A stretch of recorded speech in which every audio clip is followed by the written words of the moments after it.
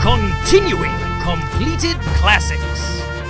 Fulfilling failed franchises. Reinvigorating reviled rehashes. It's the follow-up Showdown! With Paul Getz, Travis McMaster, and Lauren Picorni.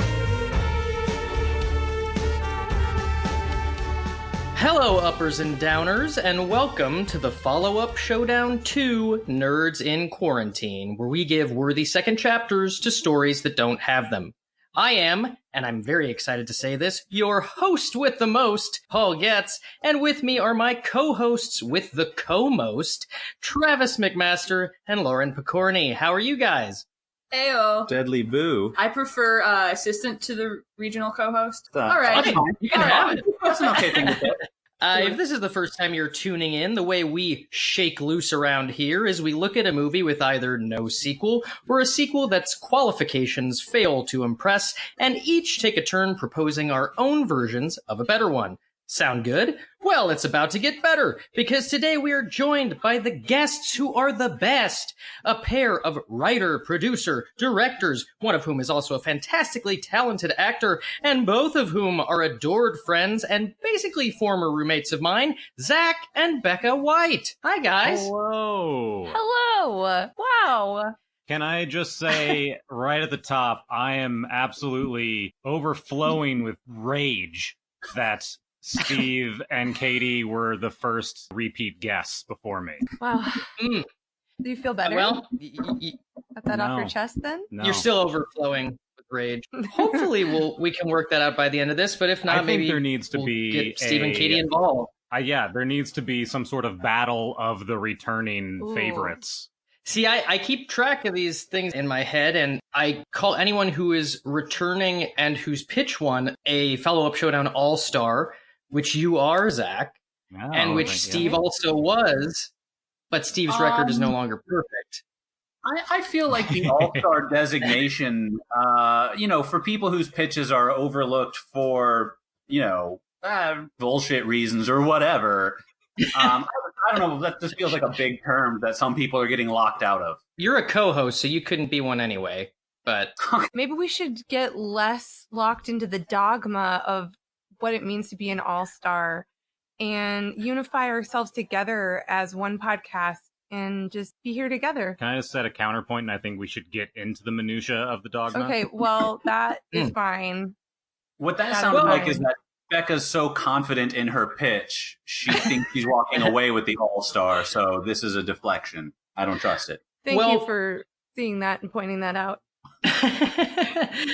well, before we get into that, or We've perhaps got- instead of doing that, let's get into what movie we're talking about today. It is a movie that we've Fair enough. lovingly reserved just for you two. 1988's supernatural comedy classic, Beetlejuice. Why do you think we picked this movie for you guys? Well, we dressed our 1-year-old up as Beetlejuice last Halloween. There's That's- something there. Mhm. Yes. I think the last, not to date this podcast, but the last 7 blah blah blah months, Mhm. we felt very much like the Maitlands. Yeah. We are trapped in this Mhm. house. Uh-huh. Mm. Sandworms everywhere. I thought it was because you two used to regularly just scare people out of their homes. Also that. Yeah. Bioexorcists, professional. Bioexorcism. It's a Great. fun hobby when you're Yeah. not parenting. We did also feel the connection to the Maitlands as they were just like in the attic and he's, doing his models and she's cleaning. I'm like, this is just us. And I'm like, wait, did we die in March? Mm. Is Yeah. everyone just That's dead? a very good I have possibility. asked that question many times. In case there's anybody out there who hasn't seen this movie, let's jump right into the Minute with McMaster. A Minute with McMaster. Travis, are you ready to explain the full movie in a minute, or would you like to offer the task to our guests? Of course, devotees will remember that I always offer the McMaster Minute to the guest. It's produced some scintillating and interesting minutes. So if either one of you want to take the minute, join the Halls of Heroes. I feel like it's much more fun for me to watch you do it. Yeah. It's one of the few joys in my life. Get them one day. All right, you ready, Travis? Yeah. All right, go. The plot of this one's actually pretty straightforward. I'm gonna take that again. The Maitlands are taking a staycation in their small Connecticut town to continue decorating their house. They are immediately killed by a stray dog. They get back to their home to sort of immediately figure out that they're dead. But it's presented in a really unique, distinct way. Fuck. Anyway, then the Dietzes move in to their home because the Maitlands are dead. They do not get along because they are cool New York hipsters and the Maitlands are squares.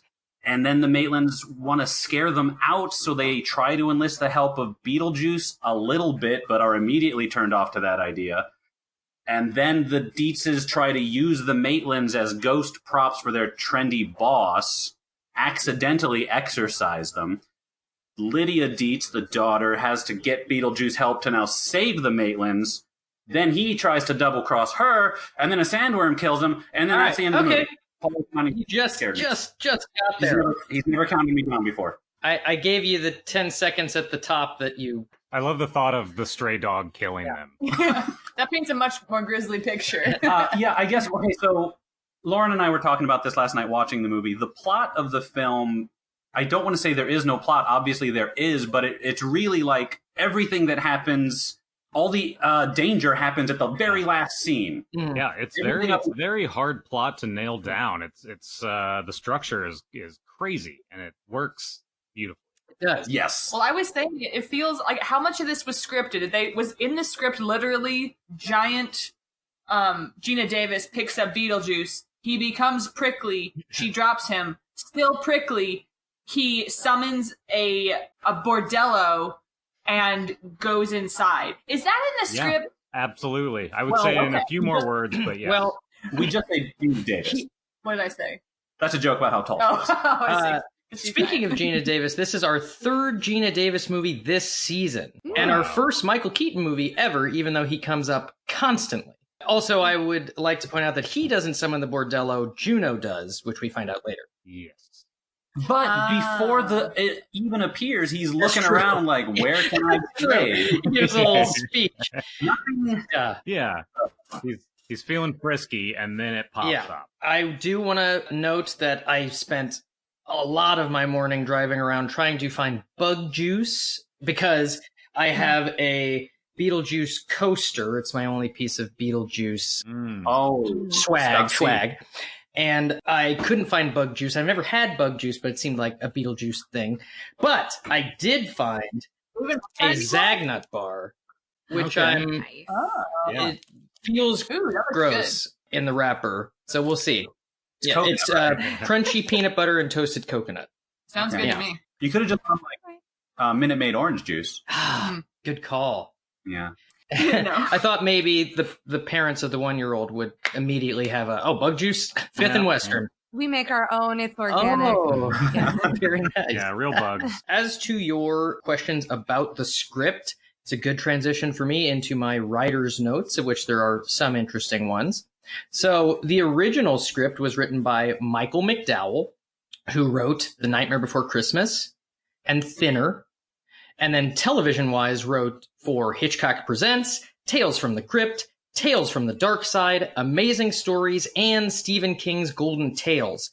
So this guy is all about spooky stories. So supposedly his version of the script was much, much darker. In it, Beetlejuice was a winged demon and was just more about murdering everybody than general mischief and perversion. So Larry Wilson, collaborator of Tim Burton's, was brought in to help punch up the script. He also wrote The Addams Family and The Little Vampire, but then there was some sort of working issue between Tim Burton and this writing team, so they were pushed out.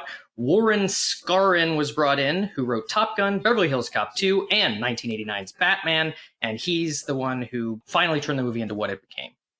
Oh, and supposedly Michael Keaton ad-libbed 90% of his lines. That makes sense. Yeah. I had a thought, and let me see what y'all think about this. We only have Michael Keaton as Batman because we have Michael Keaton as Beetlejuice. If he had never worked with Keaton on Beetlejuice, he probably wouldn't even thought to cast him. Yeah, it would have been an interesting world to see who could have been pretty iconic Batman. I do know that Keaton initially refused this role because he didn't get the script. But then after seeing Pee-wee's Big Adventure and meeting with Tim Burton, he agreed to sign on. That makes sense. I think if I just read this script totally blind, not knowing who Tim Burton was, I don't think I'd get it either. Tim Burton's original choice for Beetlejuice was Sammy Davis Jr. The studio didn't like it. Then one of the producers' next idea was Sam Kinison, who I believe Burton shot down.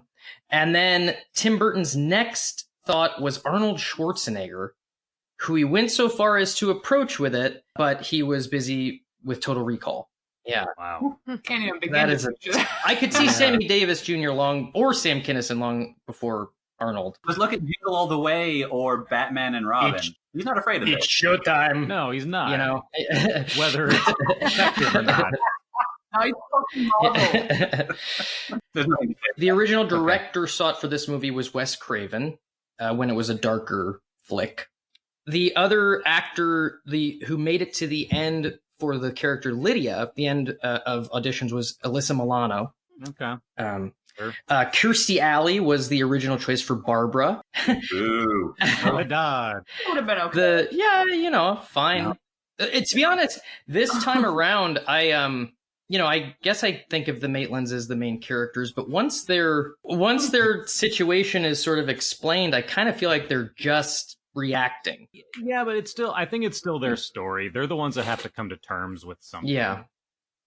They're the ones that have a character arc. I don't think Lydia really has much of an arc. Obviously, Beetlejuice doesn't.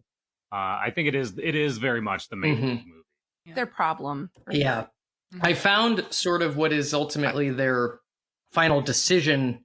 I mean, it made enough sense, but I feel like there's just so many set pieces they need to get through and concepts that they need to explain that the arc is kind of pushed on the back burner. And then by the time you hear Barbara say, I want to be with Lydia, it's just sort of like, okay, yeah. I guess that's the... Yeah. Mm-hmm. They do come to that conclusion before the climax, and then it's just putting back all the pieces to the puzzle they threw all over the floor. I heard Gina Davis was the very first to sign on. Well, and most of the other actors thought the script was too weird. But having just done The Fly on this show, very understandable how she was cool with it. She had such a crazy few years, but she shot The Fly back to back with Transylvania 65000. So her and Jeff Goldblum were together. Well, Earth Girls Are Easy has to be in there somewhere. Yeah, that's true. The Davis Goldblum trilogy. Delia was originally offered to Angelica Houston, who had a scheduling conflict. I'm sure she would have been great, but I mean, Catherine O'Hara. And honestly, if you have Angelica Houston as Delia, I don't know if she's Morticia later on. And my God, how more perfect could you be? Right. And Angelica's energy almost certainly would have been way more laid back and way more cool, sophisticated New York. Whereas Catherine was just like, no, I'm going to just peel the wallpaper. Yeah. I think you need her her humor and eccentricity to really pull it all together. And Travis, technically, she spray paints the wallpaper. Well, she worth mentioning now that while they did also dress Flynn, their 1-year-old, up as Beetlejuice, for that same Halloween, I believe Zach was Otho and Becca was Delia. That's correct. Yeah. I was not a very good Otho. I wanted the blue leisure suit and I couldn't find it in time. So I had to be just black suit Otho. And that just looks like a normal dude. Yeah, you're just... But that is Otho's true form. It's this time around, it was especially weird to me. As a kid, I guess it made sense. But his ultimate punishment is he is stripped of his black clothes and given a blue leisure suit. It's a weird joke. As a child, he's given bad style. I thought Beetlejuice put him in his pajamas. And those were... Oh, okay, yeah. I just thought he was embarrassed to be seen in his... Yeah. His jammies. But even still, he is so responsible for some of the worst parts of the mayhem that I Yeah. feel he deserved a little bit more comeuppance. And like Robert Goulet straight up died. I guess so. I mean, right? Him and his wife just died. they're shot through a ceiling. Oh yeah. Well, I think Beetlejuice lets Otho off easy because they're both like tricksters. I can He's see like, them this being buds. guy. Yeah, I don't think Beetlejuice thinks of anyone. I just think he ran out of time. He wanted to get his thing going, his wedding, True. which I don't think was mentioned in the minute, but At this point, the listeners are not relying on the McMaster Minute for information, right? I couldn't tell you. I never talked to any of them. There's no way. Yeah, Zach. There's no way either for listeners. I mean, I've seen most of the movies of the episodes I've listened to, so hard to say. Yeah, that makes sense. Could have just. Yeah. Oh man, it's very helpful. All right. Well, I got fun facts. I'll save them for later. Right now, let's get a little personal here. What are everybody's feelings on the movie? Their experiences with the movie. I mean, I think it's beautiful. My God, every single time I watch it, I just find pure joy somewhere. Mm-hmm. It's so crazy and weird, and I'm such a structure and plot guy, and this one is so undefinable. It's like it looks like magic to me. Yeah. Yeah. It's like we were talking about this the other night, really marveling at like I can't really put my finger on what this movie is. You can't really name it. It's kind of like hearing taste or smelling sound. Like you just you can't you're playing in a universe. You're not really and you're experiencing it on so many levels and you can't quite know what you're feeling when you're watching it. I can't There's no think word of for it. anything like it. There's nothing I can compare it to. There's other elements you can obviously draw in, but the closest next comparison is going to be something Tim Burton or Henry Selick worked on. Exactly. Edward Scissorhands is probably the first thing I think of that's even like playing with some of the same. Even then, Beetlejuice has such a chaotic energy because again, you said Keaton improvised 90% of his lines, and it's just like it's almost like capturing a performance artist. Well, like seeing and experiencing and hearing everything that they're wanting you to. Yeah, and I mean, and Tim Burton is something like a performance artist with his style and like how he builds his worlds. And this one, I feel like more so than most, which are just sort of like, okay, here's the world that you're going to be in. There's just layers upon layers of ideas that build this world. There's not only the afterlife world that they give you, which is a complete world in its own right. There's the house that gets weirder because Delia's an artist and her sculptures are there. And then there's the model, which is an active part of the plot as well, in which you see, and it's all grounded by the Maitland's story, so it doesn't float away too much because they are kind of the heart. As a kid, I was introduced to Beetlejuice by the cartoon. So by the time I saw the movie, it was odd to me that he's not in every scene. And that he's not like best buds with Lydia. Right. Exactly. And really, I mean, I don't think I noticed this as a kid, but definitely in my last viewing, he's not likable at all. I mean, he's he's fun and funny to watch. Straight up reprehensible, Yeah, you couldn't stand him for even a second. Like as soon as they meet him, it is very apparent that they're not going to give him a chance. He is very much the villain of the movie. Yes. I also like that he's not a villain because he's a ghost, because all of the other ghosts are relatively normal, and one of them, the meanest ghost, is like, oh, him? He sucks.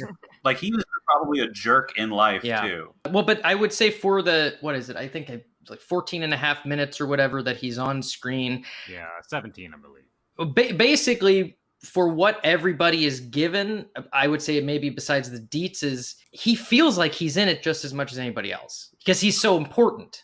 And I would go as far to argue if he was in any more of the movie, he wouldn't be as special. It's like, when you hide the monster in a horror movie, they are scary. Jaws. When you see Jaws, he's terrifying because his presence is in the rest of the movie. Kind of the same way, like, you're thinking about Beetlejuice before you meet Beetlejuice. Yeah, they talk about him a lot. He's got the commercial. He kills the fly.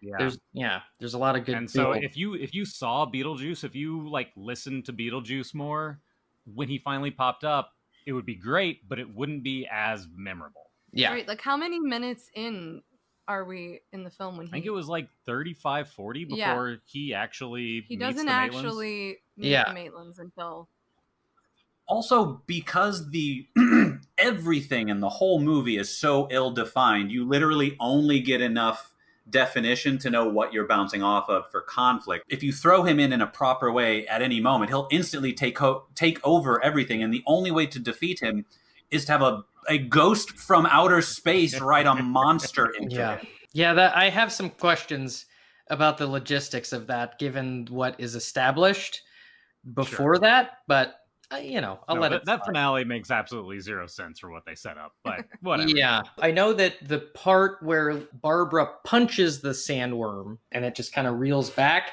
that is supposed to give definition to the idea that she's good with them. But it's very slight. Oh. Anytime they go outside the house and they're on Saturn, time moves faster. She was out for 2 hours when or whatever. Right. So when she gets sent to Saturn by Beetlejuice at the end, and then she comes through on the sandworm 15 seconds later, Yeah. that means the way time moves, she would have had to land on the sandworm on its way down. And that being the case, I don't know why they established that time moves differently at all, because it only plays into that one scene where she says it.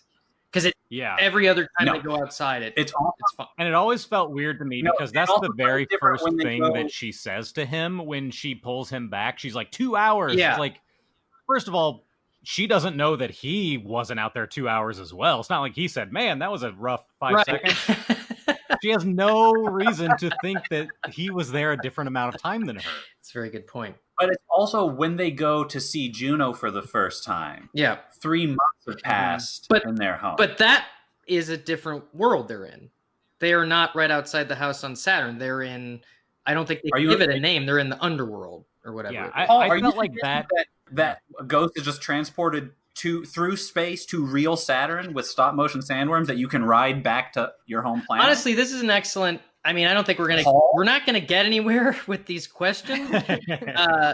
But this is I am glad that we are talking about the rules, because there are a lot of rules established, but they're not firmly explained. No. Another of which is that you do hear, and I don't know, maybe I just missed this somewhere, but you do know that the Maitlands will be stuck in their house as part of their afterlife for 125 years.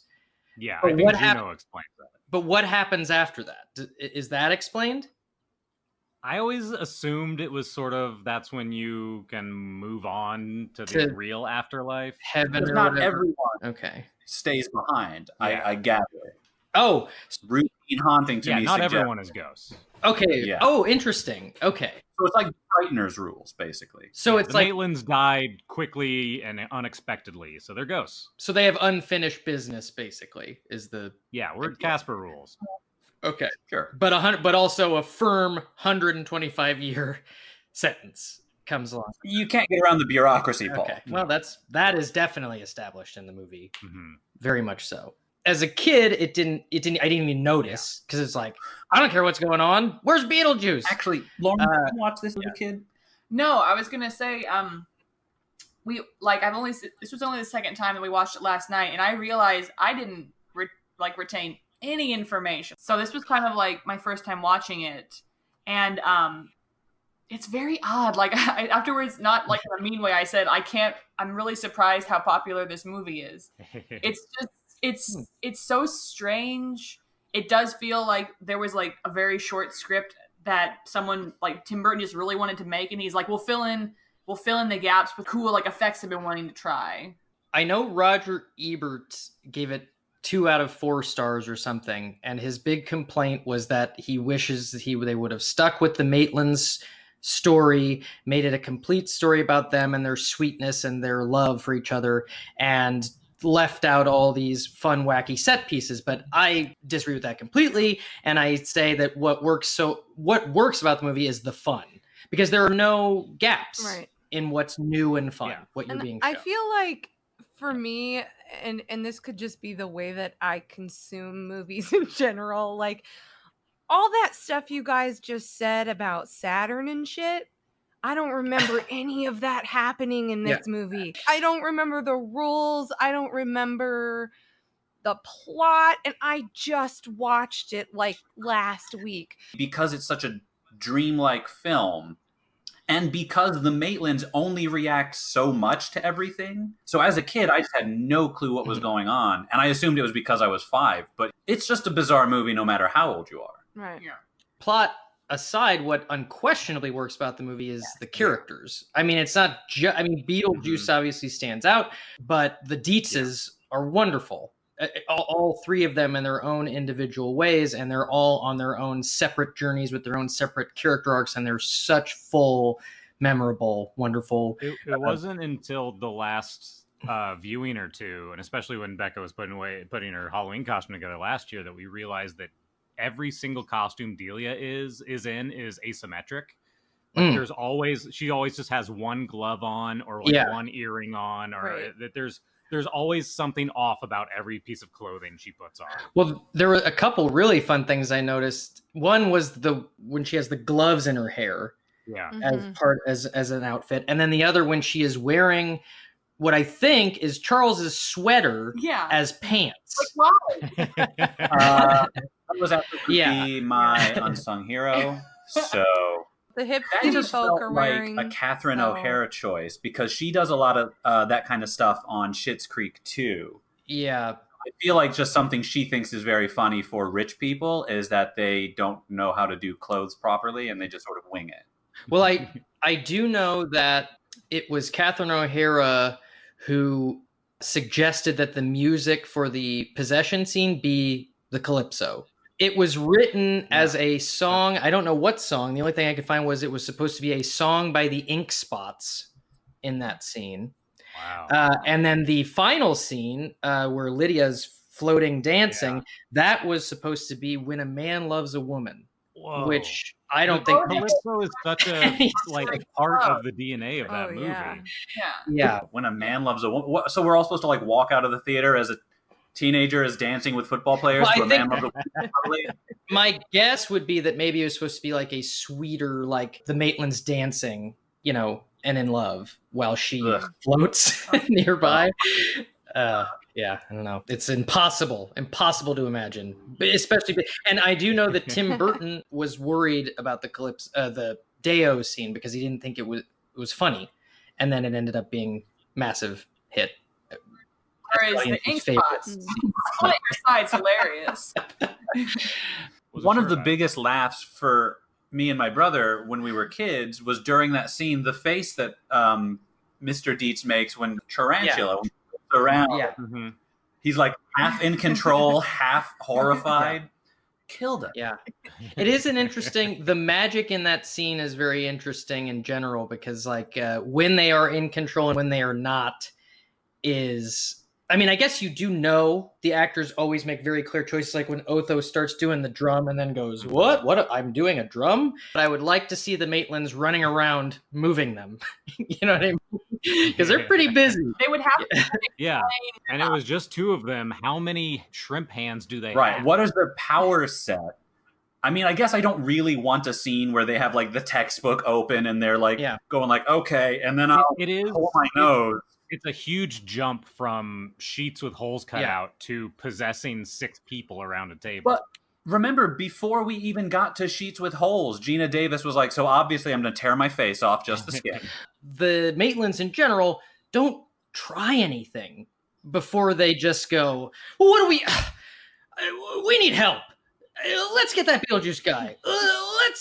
And then they try him, and then immediately Barbara's like, forget it. I have an idea. This might be why a movie that is as baffling and honestly as genuinely scary as Beetlejuice is at times can appeal to young children.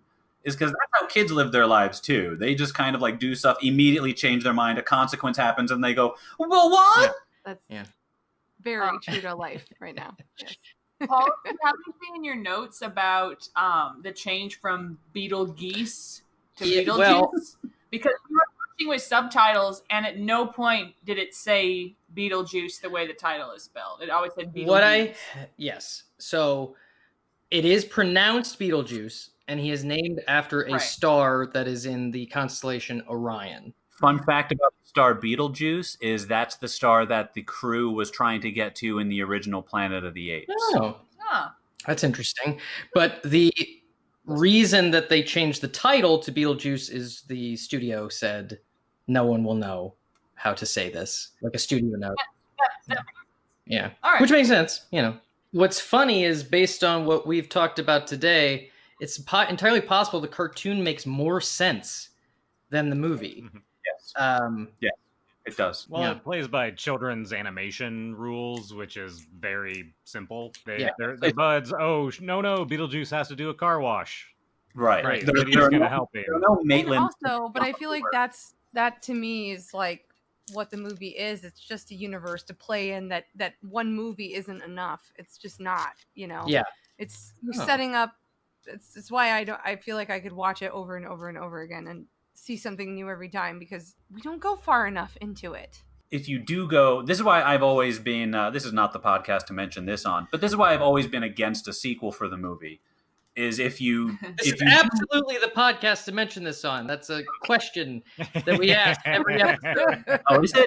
Oh, I don't understand what this podcast is. But I feel like if you go any more you go into it, the less interesting it is. Every new answer you get, you're just going to go, oh, okay, that's how that works. Like That's the less fun. appeals, the appeal is in the chaos. The fact that you don't know what's going on. Yeah. Well, Again, it feels like Right. magic. You can't see the strings because they don't show you how the trick is done. See, but I feel like that is the magic of a universe like this. It's like there's no rules on it, so there's nowhere you could go that doesn't push somewhere that you can't create new, because if they're omnipotent and they can time travel and it's such a flexible universe, you can't like put any rules on it, because suddenly we're like being chased by sandworms, and like I feel like that's a beautiful thing. And I think everything should be Beetlejuice, just every show ever. Yeah. On that note, I'm just going to talk about a little bit about other quote unquote sequels to this movie that do exist, and then we'll get into the questions and into the pitches. So, Oh, can I just real quick? I just want to point out something. I think it's so refreshing and nice to see especially from the 80s, just like a married couple who like each other. Mhm. And in a super normal way. They're not like doing normal husband and wife things and liking each other like you see people write stiffly. They're just acting how any one of us would have acted with. They're comfortable in their marriage, which is rare. There is zero conflict in how they feel for each other. It's such a position of strength, and it's so refreshing. Yeah. And I jumping off of that, when it comes to the Dietzes, what I really like is the arc we're given about their marriage, because in the beginning, what we know about Charles is that all he wants to do is relax in his lovely country home. He doesn't want his super artistic wife to change anything, but of course she's going to. Lydia doesn't really get along with her. So it's like there's a lot of like on the rocks about them. But then as the movie progresses, the real Charles comes out. And you see how business-minded and hungry, that he is, and you understand why they work and why they connect with each other. Because and then in the end, there's a good kind of symmetry, a synergy of all of their energies. Like they all seem content. Yes, that's true. Delia gets to be weird. Charles gets to relax. Sort of. And and what's nice about it is no one has to change. They don't do the nonsense where Lydia's suddenly wearing like a pink outfit. She still modified her school uniform to incorporate more black. Yeah. Delia isn't the like perfect country housewife. They're just doing their own thing, and they found a balance. It's a nice message of acceptance instead of compromising yourself. Well, and Delia, unlike Otho, is a character that I was glad to not see get any comeuppance, because it's like she is so much a part of the problem throughout the movie. She's the thing that's pushing things to a head. I hated her as a kid. Yeah, but she's she was the one that was always like getting in the way, and Lydia didn't get along with her. And it was as just a kid, I never quite understood the dynamic of the movie, because to me, the Maitlands didn't look like bumpkins. They just looked normal, because I'm in Kansas. And the Dietzes, I didn't read that they were dicks because I'm still me. So to me, I just thought they were cool New Yorkers. Were artists and who are a little eccentric, but I didn't read at all that they were supposed to, like, what their characters were. Real quick, just to throw this out there because I thought it was interesting and I haven't said it yet, and then we'll move on to getting this going. But apparently, Alec Baldwin does not like this movie, and does not like his performance in it either. Which I think. I mean, we were commenting when we were watching it how unlike every other Alec Baldwin performance this is, and how refreshing that is to watch. He's great. He's never more likable than he is in this movie. Yeah, and those glasses, so of course he doesn't go a really long way of making him Adam as opposed to Alec. Yeah. I wonder what role he does like. Hunt for Red October. He loves himself on Match Game. You can really tell. The Departed. You just don't see, Gina Davis and Alec Baldwin in a role like this ever again. Yeah, you don't see them playing sort of just normal people ever again, and they don't have to do their their crazy shtick because the world does it for them, and it's like they can just exist on that level, throughout the movie, and just let the world do what the world's supposed to do to them. Yeah. Well, and famously, this is Michael Keaton's favorite role of his own ever, which makes sense. Sure. But I don't think this is the only time he's gotten to do that kind of thing. It's the only time he's gotten to do it in makeup, Right. But I remember seeing Much Ado About Nothing with him, with the Kenneth Branagh movie, and thinking, this is Beetlejuice. He's doing a live Beetlejuice. He's even got the gut and the gross hair. Okay, so the other sequels that exist for this movie are, of course, the cartoon, as we've mentioned, takes place in, I would say, like an alternate universe where he's just kind of Lydia's bud who lives in the underworld separately and visits the house and causes mischief. And she chants and she can go into the Netherworld and have adventures there with him. Of course, well, not of course, but for those who don't know, pretty much since right after Beetlejuice was a hit, there has been a sequel discussed called Beetlejuice Goes Hawaiian. It was Tim Burton's choice to go into Batman instead. What I know of the bones of the story is that it's about the Dietz family moving to Hawaii. Charles is developing a resort, but they're building it on top of an ancient burial ground of a Hawaiian kahuna. And then the spirit comes back to life to cause trouble, and Beetlejuice becomes a hero by winning a surf contest. Now, damn it! I got my pitch. I was kidding. it might have sort of like we've talked about before with Ghostbusters, between Ghostbusters 1 and 2, the cartoon having an effect. It seems like what they were maybe going for is making Beetlejuice a good guy. Yeah, which I don't know. I don't think you can or should do. Personally, no, I don't think so. I think there's a way to do that. They did it with Godzilla. They did it with the Terminator. They tried to do it a little bit with Hannibal, but I think you're right. I don't really think it would be that much fun to see like a little girl holding Beetlejuice's hand, and he's like, "Come on, little Juice," and puts her on her shoulders or something. So then as far as like the writers of that, it was originally given to Daniel Waters, an old collaborator of Tim Burton's. Then Kevin Smith got a pass in 1996. Sure. And then as recently as 2015, Tim Burton's now collaborator, Seth Grahame-Smith, took a pass at it again. But it's always been that same script. Well, so they should change it. Or just not to... Or let it go, yeah. I mean, I don't know if I want to see contemporary Burton try and tackle this. I haven't seen Dumbo. Everybody seems to think that's a good one. What? The Keaton Dumbo? Who's this everyone? Oh. Say the name of one person you know personally who likes this movie. Or Rotten Tomatoes. No. Rotten Tomatoes doesn't count. Okay. That's what I thought. That's what I thought. All right. Well, okay. So then, we've kind of all danced around this over and over again. But first question: should this movie have a sequel? I think it should. Yeah. No, I'm kidding. Because I said 3 times that it didn't. I thought that'd get a laugh. Zach just made a face at me like. Oh. I think there's a lot of stuff to go into. I think you could do a sequel or a prequel, and you could probably come up with something pretty great. I mean, Yeah.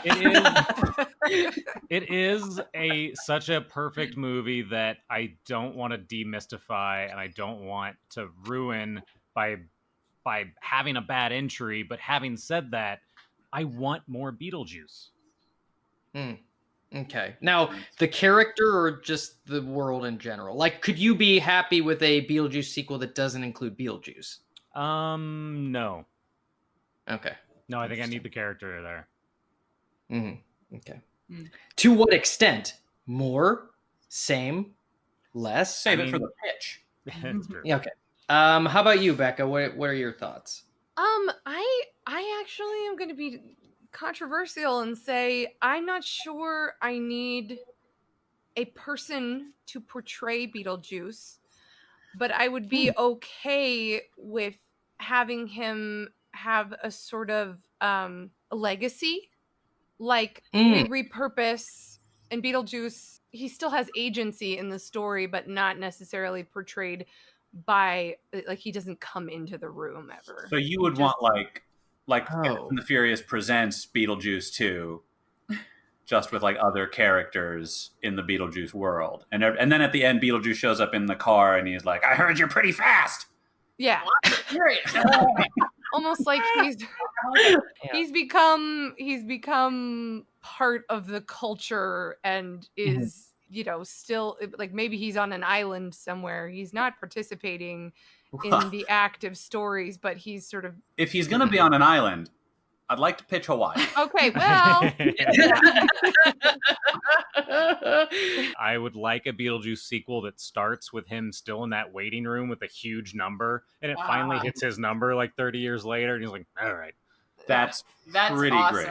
Yeah. Well, let's Fun. not just take ideas that are maybe in other people's Getting there first. if it'd be ridiculous. We're getting into it now. Okay, so then real quick, second question, sequel or prequel? What's the sweet spot if you're going to do it? Sequel. A sequel. Yeah. Probably a sequel. Yeah. I say sequel also. Things I would maybe want to know from a prequel, something about Lydia's mom, like her original mom. I think it goes into prequels are usually there to answer unanswered questions, and I don't want them answered, so I don't want a prequel. Anyway, a sequel, I think. Yeah, let's do it. Yeah. Okay, well, with that being firmly established, let's get into these pitches. Anyone want to go first? Can I go first?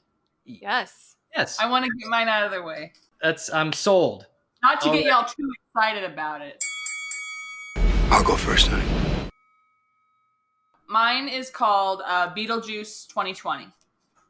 I'm already scared. For his naughtiness, Beetlejuice has been assigned to social work. 32 years in, he finally develops a way to escape. He makes it out into the real world and finds a body to possess, a wealthy businessman, played by Michael Keaton. Oh. So Beetlejuice lives out his vices, dreams, and shenanigans as a real boy, but agents from the afterlife are on the hunt for him, so he has to evade them along the way. Beetlejuice reunites with a familiar face when he runs into Lydia Dietz. She says he seems familiar, but she can't place him. They become friends and hang out over time, Beetlejuice like sort of being less shitty than he actually is to try to get close to her. Beetlejuice puts on the charm and woos her. They're getting cozy one evening when Lydia suddenly pulls out a device that exorcises and traps Beetlejuice's essence. Turns out Lydia is a ghost, and the afterlife has recruited her to help them trap Beetlejuice. Lydia returns Beetlejuice to the deathly realm, where he's banished to the room of exorcised souls for eternity. Lydia herself then returns to haunting her childhood home with the Maitlands. Maitlands. That's all.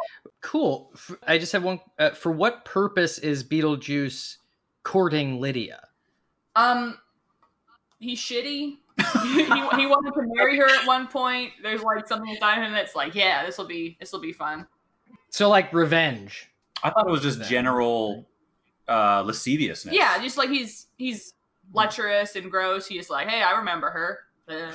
You know? Okay. It That's a kind of good reminded time. me of the episode of Futurama where Bender becomes human and is just like full of vices. Mhm. Huh. Like Yeah. having Beetlejuice Yeah, in that just sounds a cool. normal Michael Keaton body, but just being sleazy is fun. Yeah, I thought that would be really fun to see, just Michael Keaton Yeah. being human crazy. I Well, love that. And much like with Bender ruining that body, like he starts out slim and then ends up with the Beetlejuice gut Yeah. and the hair. Doesn't and, bathe you know, or anything. It's... Yeah. Still eats bugs. Yeah. Yeah. What delicious. Anyone want to go next? Guests, I offer to the guests first. No, Travis, you go. Hit us up.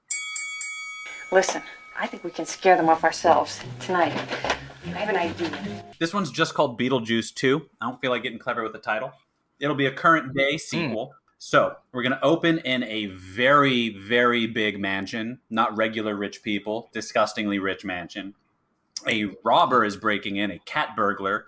But like a fancy cat burglar. Like, in Ocean's 13. And it's John Cho. And he's sneaking into this house to steal something. This is like a big Xanadu estate. So he's breaking in to steal. It doesn't matter what, because he gets caught by the only person in the house, the woman who owns it, Molly Shannon. And there's a bit of an altercation. She's clearly he's a robber, so I guess it's kind of hard to be on his side, but she's very rich and going to be mean to John Cho, so she's definitely kind of like a crappy person. And then through hijinks, they both die. I don't know, they fall down a staircase or something. And then you get... sort of like with the Maitlands, they kind of figure it out, but it's like moonlighting. They're arguing. They don't like each other. They don't have a relationship, but now they're both stuck in this house for, according to the handbook that John Cho keeps reading that Molly Shannon won't read because she's used to servants, will be 125 years. So he reads the book. He realizes he needs to talk to his caseworker. He can't live in this house for 125 years with this insane woman. So he goes into the afterlife, which will be a nice, fun, updated-looking afterlife experience. His caseworker is Idris Elba, who's going to be like very dry, very it's his character from The Office. I'm just taking that character. He's in the afterlife now. So he's got no patience for John Cho either. Just like Juno kind of like tells him what the deal is and sends him packing. John Cho gets back. No Molly Shannon. She's beefed out. She went out the front door while he was gone. He knows what's out there, though, on Saturn. So he's kind of worried because he doesn't like Molly Shannon, but he did technically get her killed. So he feels a little responsible. So now he has to go out and get her. Most of this movie will now take place in the wastes of Saturn. We get a little bit of, sandworm monster. He runs into a ghost, a bounty hunter, a robed bounty hunter who looks for wandering spirits on Saturn, takes him back to the afterlife. Now you got to be a caseworker for the rest of eternity because you got lost on Saturn. So it's either get eaten or go work forever. John Cho's not into that. He runs from this bounty hunter who is being played by Jack Black. Always into it. I am certainly Jack Blacking it up. casting towards my audience a little bit. I knew a Jack Black would get you very interested. John Cho runs off away from Jack Black. He finds Molly Shannon. She's losing her mind. There's monsters everywhere, not just sandworms, but a lot of different fun kind of, I figure still like Henry Selick-esque stop motion monsters. Explains to her what's going on. Doesn't matter. They're still lost on Saturn. Can't find that door. Robed figure shows up now, saves them from the sandworm. It's Beetlejuice. He's out in, because I don't know about that waiting room ending. I don't know. We can wave our hand and he got banished. I don't know. But he's been out on Saturn since the movie ended. So he's going to try and help them kind of survive, but he has ulterior motives. He wants to use them to get out. They're looking for a door. He wants that door. All the while, Jack Black is tracking them. They get back to the door, and it's a big fight. We got Jack Black, we got Beetlejuice, we got John Cho and Molly Shannon. They're all doing their ghostly thing to try to survive the monsters in the waste. Door's locked. Can't get in. That's weird. Who locked the door? Idris Elba. He's shown up with his master key ring. Social workers can open all these doors. He shows up. He doesn't want to be a social worker for eternity either. So he's going to round everybody up and trade them in to get out. And so now everyone's got to fight Super Ghost Idris Elba, who, because he knows the bureaucracy, he knows what levers to push. He's like crazy ghost. You can't fight him. The door gets destroyed. Idris Elba just destroys that door. He's like, you can't go back now. You're stuck here. You have no options. I destroyed your door. So they fight. Molly Shannon gets the keys. They're going through the waste. They find another door. using the keys, because with the keys you can go through whatever door you want. John Cho, Molly Shannon, and Beetlejuice go into the house, leaving the Idris Elba and Jack Black to fight the monsters on Saturn. Now you're in trouble because Beetlejuice has got his agenda. So he starts using his whammy magic, like at the end of Beetlejuice, to try and get John Cho and Molly Shannon, kick rocks, kids. I'm back, baby. I'm the ghost with the most. So they're about to get their ass kicked when behind him, we hear Beetlejuice. He turns around, Winona Ryder. It's her house. And then Beetlejuice is like, oh, snap. And then she says Beetlejuice again. And then you'll have one final moment of conflict where like they almost, she has to unzip her mouth or whatever. They just Beetlejuice him right the hell out of there. And then you've got, now they're all in the house. And then, I don't know, maybe we do something like the Maitlands enter too. The implication being that they have the key ring, they're in this house. So now the Maitlands, John Cho and Molly Shannon, they can go anywhere they want. Still dead for 125 years. But if they want to leave the house and check out maybe Hawaii, they can. Like at Monsters, Inc., they can just go through whatever door. And that's it. That's it. That's the end of Beetlejuice 2. Okay. No, it's only because I am so comfortable with you, Travis, that I'm going to say a couple things. One, and I can't believe I'm going to say this, but I think that's it. No one's ever so comfortable with me, they compliment me. Well, the thing I can't believe I'm going to say is I think that's a miscasting of Jack Black. It's a little bit of a hat on a hat, because if you have Beetlejuice's energy, you don't need a Jables. That's true. So I think just keep Elba as your bounty hunter. That would be my note. Bad note. Second thing is you're playing with time a little bit here. The Maitlands don't look like the Maitlands anymore. Yeah, that's why I was an iffy on bringing them in, because you'd either have to just like keep, I mean, Gina's fine, but you'd have to keep Alec in the shadows, or I'm hearing that you're on board with the pitch. There's just a couple of details you need to work out. Yeah, I had some on boardness for sure. Okay, whatever. I'm not hearing anything out of Becca and Zak. Okay. I think it was great. I think there's a lot of movie that's happening just on sand dunes. Yes. I'm not gonna lie. There is several things that I was playing around with that is similar to that. So kudos for like minds. Oh yeah. Once again, Paul is proven wrong. I stay away from Saturn though. Tone noted.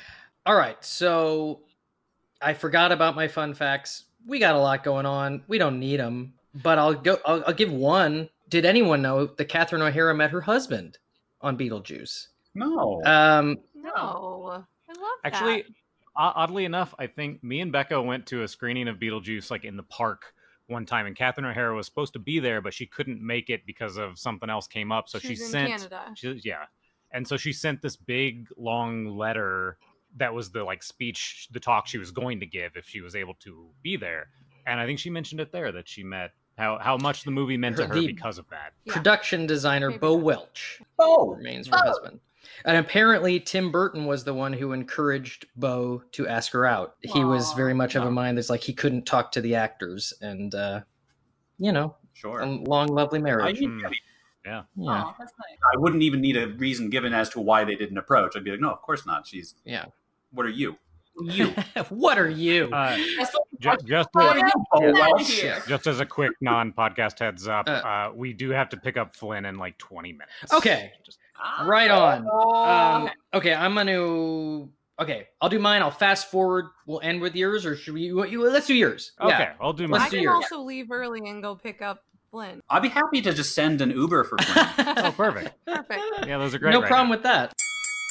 Now, let's turn on the juice and see what shakes loose. I didn't take a lot of notes like I know you guys tend to do sometimes, so I'll just have to bank on my raw passion and charisma on this page. Note on notes noted. So I don't have a crazy title either. I was thinking Beetlejuice 2, but I don't want to steal from Travis there. So let's say like Beetlejuice like apostrophe D, Yeah. Right. It's dumb. It's 90s, but whatever. I don't hate it. Yeah. So it's a present day. And it starts in a big old mansion like Travis's, but this is a mansion with a family. Several generations of ghosts live in this house because you become a ghost. Oh, bless you. Excuse me. You become a ghost if, you die unexpectedly or whatever. And this family I don't want to say cursed, but they have some bad luck. They all die. It's almost like the Haunted Mansion. You know, they're all either murdered or there's an accident or something. So anyway, this house, it's a big house. It's like the Winchester house.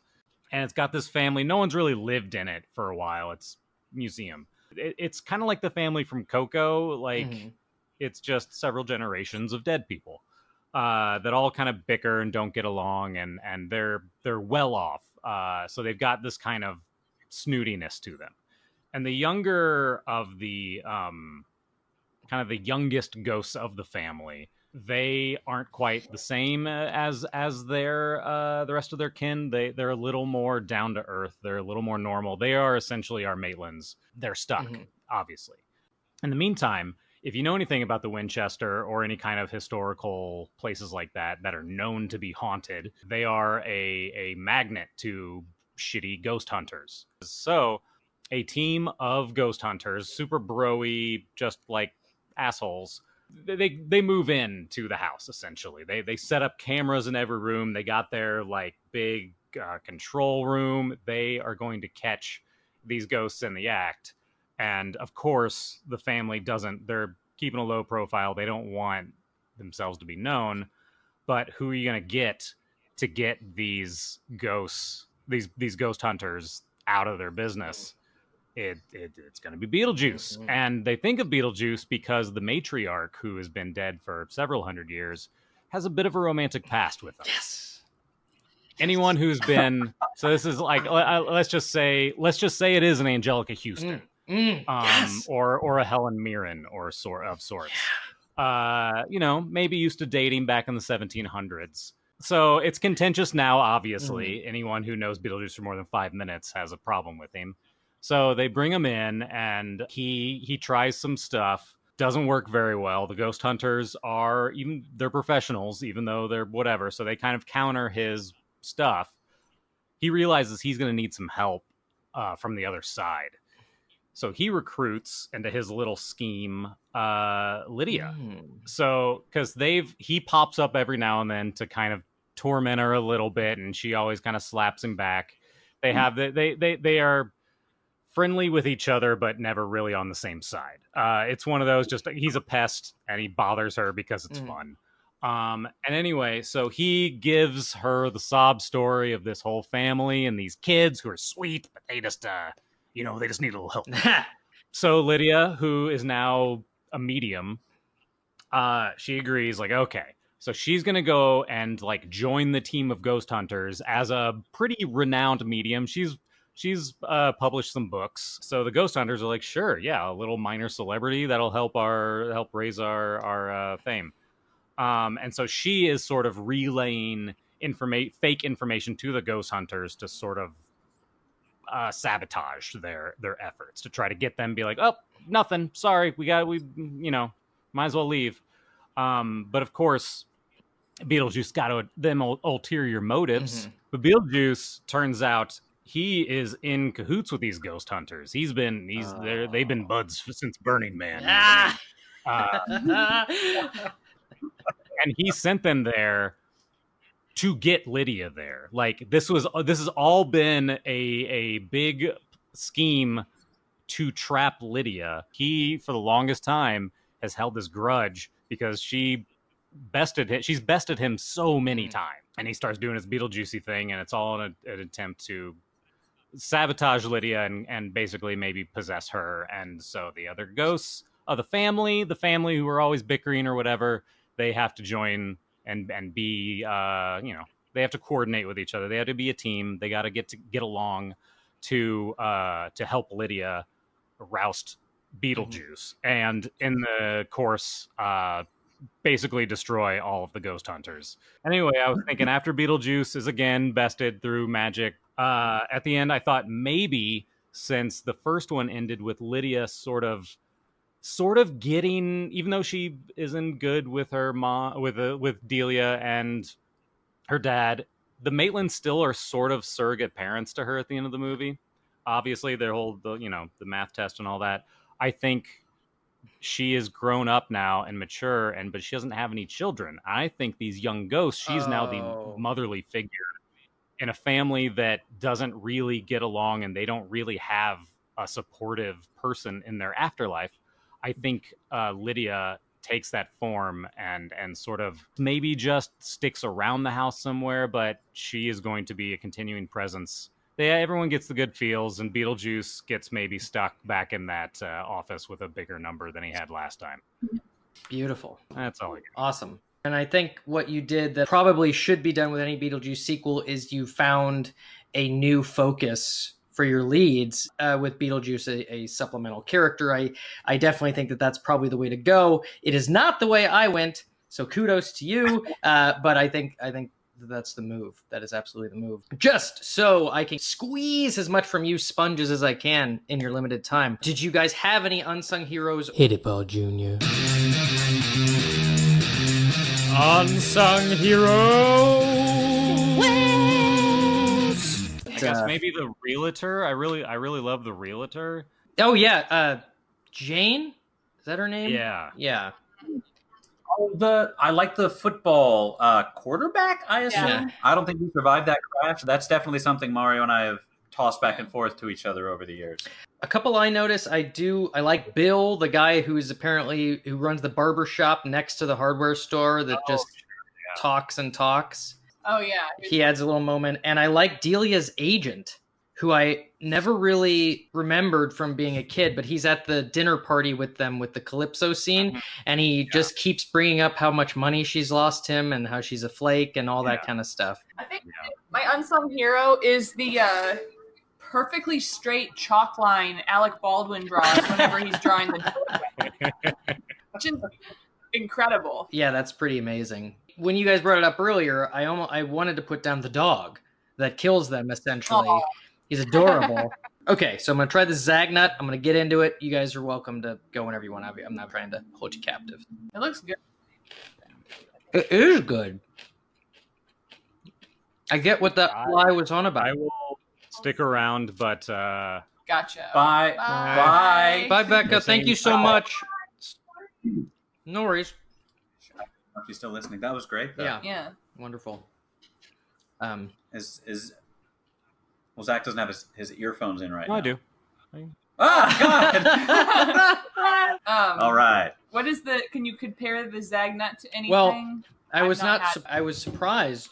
It's peanut butter and coconut, and I guess I assumed it'd be covered in chocolate. But what it is more like a more peanut buttery Butterfinger center with a toasted coconut shell. That sounds great. It is really good. Yeah. I'm actually pretty surprised. I imagined it tasting like. Yeah, it's good. So, my pitch. You guys better get another routine because those sheets, they don't work. So I got a little prequel in here as well as some sequel. So you'll see what I mean. No. We see Beetlejuice alive in 1388. Oh. He is a Jewish man because of the accent he keeps doing throughout the movie. Come on, get a little nudge. So, to make it less offensive. Exactly. Because it's the only stereotype that he picks on. Yeah. So he is a Jewish man who calls himself a winemaker, but is really just a ne'er-do-well who bottles spit bucket wine and sells it as his own. Right. Yeah. Classic. Yeah. He is in love with a noblewoman named Jezebel, who is a mess of a person herself, played by Amy Sedaris, and is so inclined to the drink that she'll even house his stuff. One day, they share a night of very unappealing passion, leaving him sprung on her. Sorry, I forgot to preface that sort of as a comment on something that you mentioned, Lauren. A running theme throughout the movie is Otho mentions that anybody who kills themselves becomes a civil servant in the afterlife. And that is true of everybody, including Beetlejuice, who apparently there was a deleted scene that explained that he killed himself over a broken heart by attempting to hang himself, but doing it so poorly that instead of breaking his neck, he choked to death. God. Huh. Yeah. I always assumed just because Juno said it used to be her assistant, so yeah, I figured. Yeah. I never even thought about it. So sorry. So now Beetlejuice in real life is sprung on this noble woman. He intends to propose marriage, but finds that she has been promised to a man of much higher standing, and so kills himself with a sloppily done hanging, as was always the idea. Okay, now we move on to present day. Lydia is a counselor who specializes in helping haunted homeowners work things out with their ghost inhabitants. Oh, Nice. Charles Dietz dies, and Lydia knows it the very moment it happens because she's so connected with the afterlife. At the funeral, we see that nothing has changed with she and Delia's dynamic over the past 35 years. They just don't get along. Beetlejuice, having been in the waiting room all this time, and I so apologize, I don't have a fix for the shrunken head. I don't think you need it. Yeah. I don't. Yeah, well, I appreciate that. When I was thinking of it myself, I was like, magic, whatever. Yeah. I'm perfectly fine pretending that whole offensive joke we can just mush over it, and he's still there. He's a ghost. He can change his form. That's all you need. Yeah. I definitely pictured like one of those, like he blows on his thumb and then his head inflates type of thing. Yeah, that was as close as I got. Okay. So Beetlejuice, finally, his turn comes up. He meets with his caseworker, who happens to be the lost love that he hung himself over in life. She drank herself to death. She doesn't remember him, just as she didn't really remember him in life. While the meeting is going on, it seems as though he might be given a job as her assistant. But then she goes through his file, and the extensive hijinks in his record count him out and brand him with the duty of sandworm keeper at the Underworld Zoo. He begs his way out of this job into a gig in the mailroom, where he begins to wreak all kinds of selfish havoc and get on the last nerve of his very put-upon supervisor, Mr. Warple, who's played by Eddie Jemison, from Ocean's 11, the little guy. Delia, meanwhile, has made a name for herself over the years as a sculptor with her Beetlejuice works. Because at the end of the movie, we see that she sculpted Snake Beetlejuice, and that has been the biggest hit of her career. But has over the years fallen into obscurity. She's desperate, she's lonely after the loss of Charles, and ultimately is the one who calls Beetlejuice back as a means of getting further artistic inspiration. So he's in the mailroom, he's causing trouble, and then he's called back to Earth. The terribly lonely Delia is swept up by his blatant perviness. He's just as, if not more, antsy as he was. So he comes onto her strong, and they begin having an affair. Ew. Quickly bored of Delia and taking an interest in Lydia's career, Beetlejuice duplicates himself and leaves the dupe with Delia, and I'm stealing this 100% from a Sabrina the Teenage Witch Halloween special, makes a clone of himself and teaches it some key phrases, then leaves it with Delia. He starts messing with Lydia's business, pitching himself as her partner in charge of the bioexorcism division, and even nabs a few of her less savory ghost clients. The only way he'll agree to stop is if she helps him to be worthy of Jezebel. So then a lot of the plot of the movie is Lydia trying to help Beetlejuice be better. She tries as well as she can to improve the ghost with the most, but he is, not surprisingly, an impossible task. At the same time, Delia is still with the duplicate, and through a series of misunderstandings for the phrases that he says, and circumstances lead up to her crashing her car with the dupe inside, and it's sort of sinking into the water like happens with the Maitlands at the beginning of the first one. And while it's sinking, she's realizing that it's like a Beetlejuice clone. And so that's where we'll leave her for now. When Beetlejuice himself believes that he's ready to go back and get her, he asks her to send him back. She's 2 Beetlejuices in when Delia shows up, her rage palpable, and insists that he deserves a much worse fate. Lydia, disgusted by the fact that this affair occurred at all, agrees, and Delia begins the process of exorcising Beetlejuice, so turning him into a lost soul. At the last second, Lydia feels pity for him and calls it off, convincing Delia to let the underworld sort him out. They send him back. He asks Jezebel out. She agrees. Sometime later, back on Earth, Lydia attempts to better her relationship with Delia by bringing her into an office and acting as a counselor between her and the late Charles Dietz. Delia is overwhelmed by the lovely gesture, and then the two of them, Delia and Charles, begin arguing almost immediately through Lydia. Are you bringing in I Jeffrey am bringing Jones in for this? sex offender Jeffrey Jones. And I'm not the first I thought that's why you I- killed him. It is kind of. Yeah, it is me kind too. of, but that's why I only gave him a really small cameo. How's this? It's a counseling session, but you don't see Charles. It's just Lydia speaking for Charles to Delia. I actually think that would be very funny and For Lydia Right. to just That's speak great. for him. Yeah, and I think that works. I also the think it argument. adds to part of the joke of the scene that I like, which is that she is, it's like, oh, poor Lydia. She's stuck with these awful parents type of thing.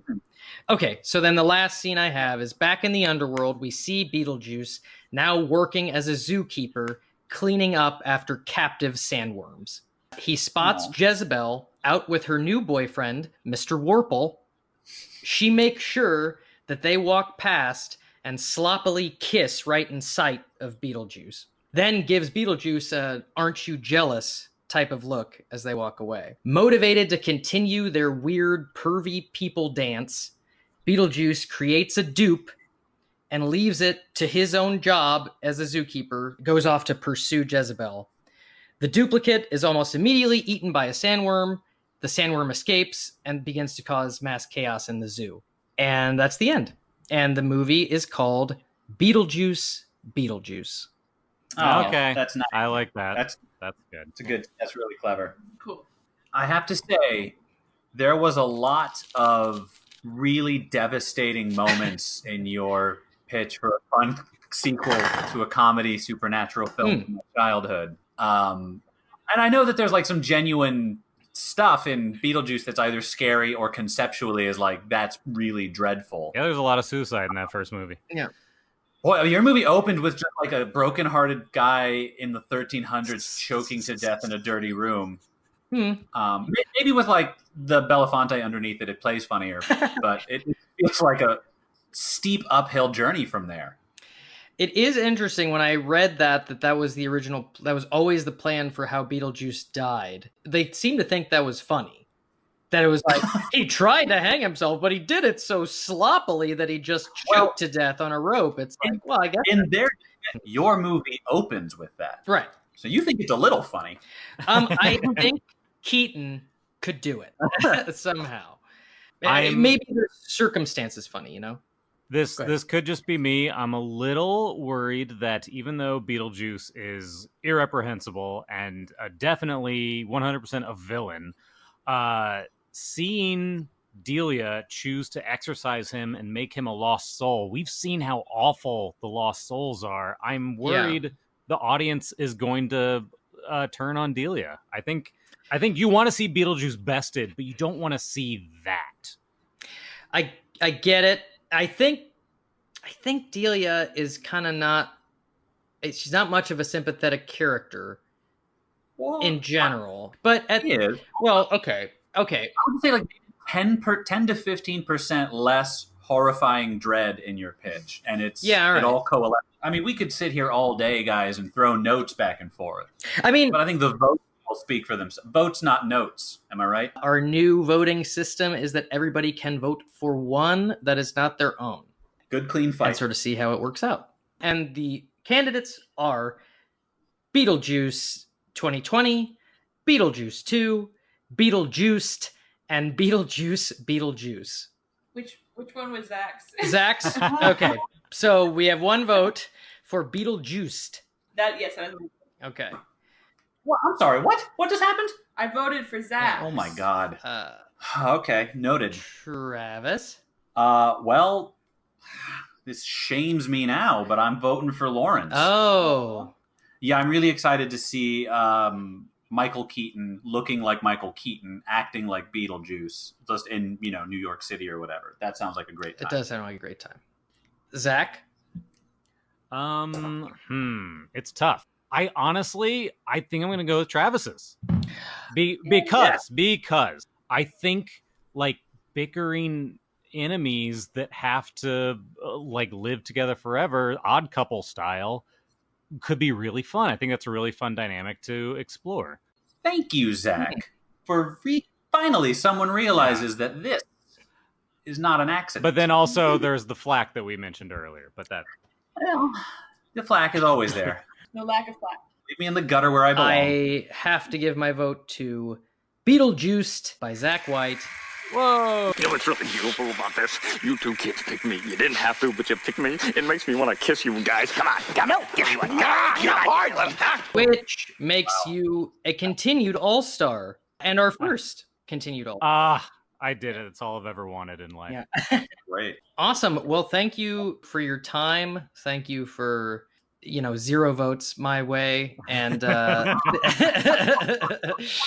Welcome to the gutter. Thanks for inviting me back. I really appreciate it. This is always so much fun.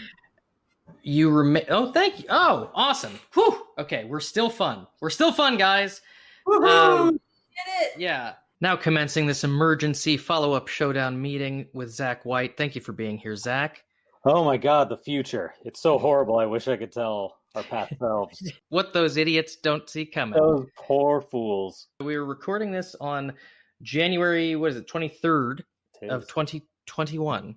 And it is the show's first emergency meeting because I neglected to ask for plugs when we recorded the Beetlejuice episode. And I know this titan of talent I'm sitting with right here is going to have something Beetlejuicy for us. So please, if you're into that spooky horror stuff, I am a horror filmmaker with my partner Todd Spence, and we have the channel Midnight Video on YouTube. Just search Midnight Video and then pop up. You can also see us on our website, bewaremidnightvideo.com. It's just a bunch of fun little shorts that'll maybe make you pee yourself a bit. that is the guarantee slapped on the beginning of every one. Yeah. It's not really out of fright. It's more of a medical condition that we will somehow infect you with. It is worth it every time. I've just gotten, absorbent underwear. No problem.